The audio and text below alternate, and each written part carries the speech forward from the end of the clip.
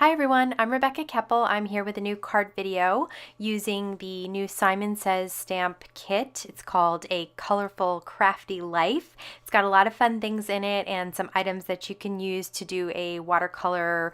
I'm going to do a watercolor resist. So first I want to show you the items that are included in the kit.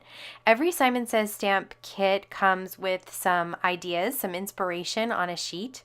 This kit has a clear acrylic stamp set, lots of crafty sentiments, and then some fun borders, icons, lots of fun things in this stamp set.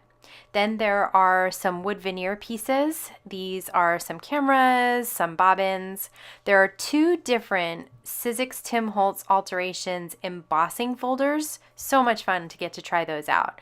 There's a little piece of watercolor paper, 3 different colors of envelopes, a bunch of colors of cardstock, and a bunch of pieces of pattern paper. These are 6x6 double-sided pattern papers. They all coordinate perfectly. There's a watercolor palette, a whole bottle of crafty tacky glue from Simon Says Stamp, these beautiful gems and pearls from Studio Katia, and then the coolest thing, it's a pair of scissors. These are curved blade scissors with a cap that you could take in your purse or on the go in the car. If you need to snip a thread or just do some fussy cutting on the go, these scissors would be awesome. So that's everything in the kit. I'm going to start with a piece of the gray cardstock and I'm going to cut a panel to 4 1/4 by 5 1/2. And then actually I decided to cut it, I think, a little bit smaller. So I think I'm doing 4 by 5 1/4 for the cardstock panel. I'm going to cut a strip of this little dot pattern paper off the 6x6 pattern paper, and then I'm going to cut that down to the card panel size as well because I'm going to use that as like a little border there. Okay, I'm going to run the gray cardstock through my Sizzix machine using my brand new embossing folder. This is the one with the dots, I think. So I'm going to run this through and I'm going to use it on my embossing platform. And you can see you get really great dimension, lots of texture by using this. Next, I actually chose to use a Concord and 9th stamp for the resist watercolors here. I'm going to use my MISTI so I can stamp it twice if I need to. And I have the floral kind of hanging off the bottom. I'm going to use some anti-static powder tool on that white cardstock there. And then I'm going to ink up that flower with VersaMark embossing ink.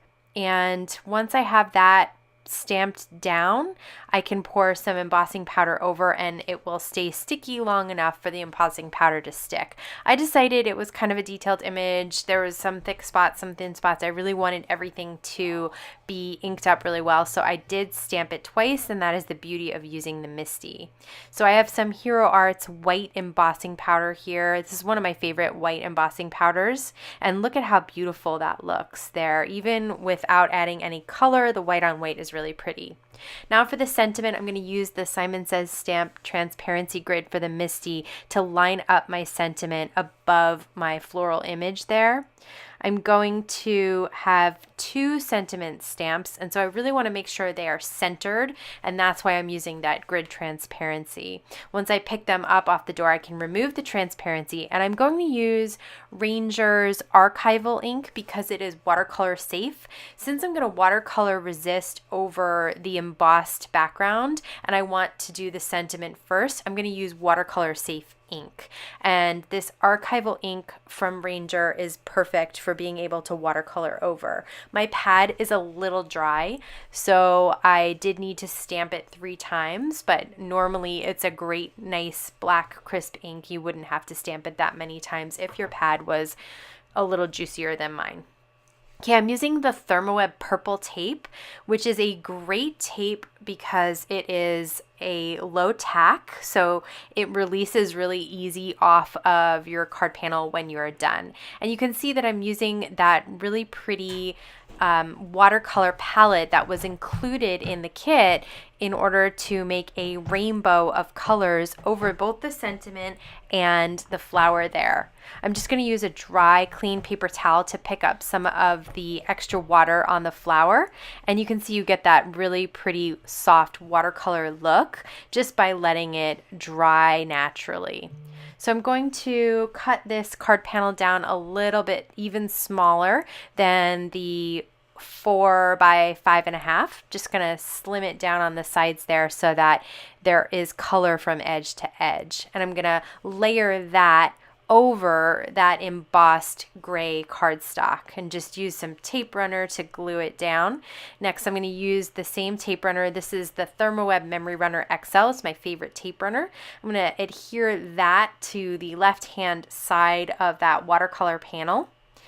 And the last thing that I'm going to do here is pop up one of the little flowers that I fussy cut from the 6x6 pattern paper that came in the kit. I'm going to pop that up on some foam adhesive. And then I'm going to take the whole card panel and I'm going to glue it down to a 4¼ by 5.5 inch top folding note card.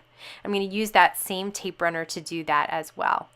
And last but not least, I couldn't avoid using the beautiful Studio Katia gems. These are absolutely wonderful. I love the mix of colors and textures that you get in this assortment. I've always wanted to try them, so I was super excited when they came in the Simon Says Stamp kit, and I will definitely be ordering more assortments. I'm just going to pull this in a little tighter so you can see that I'm using my jewel picker. I placed everything down where I want it. I'm going to pick up each one by one with the jewel picker and then place a small dot of that Simon Says Stamp crafty tacky glue that came in the kit, and then just place the gem right back down on the card panel there. And so you can see I've used an assortment of clear and pink gems, an assortment of pearls and rhinestones. And like I said, I really like that assortment on a card. I think it adds a lot of visual interest, which is so much fun. So that completes my card. And if you want to check out the supplies I used, they will all be linked down below. You can subscribe to my channel here, check out my blog, and a couple of other videos that you might be interested in. I want to thank you so much for stopping by today. Have a wonderful day.